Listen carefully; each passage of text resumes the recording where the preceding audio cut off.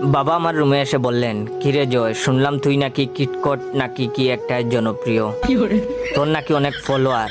আমি বললাম, বাবা কিটকট না, টিকটক হবে। বাবা বললেন, হলোই একটা।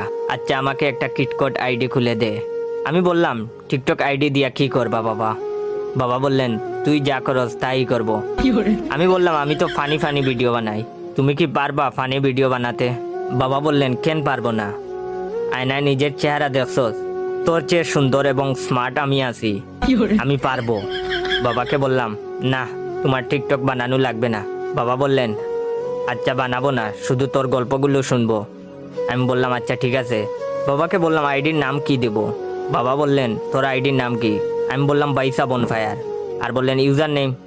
আমি বললাম, ইওর জয়। বাবা বললেন, তাইলে আমার আইডির নাম দে, বাই বাপ অন ফায়ার।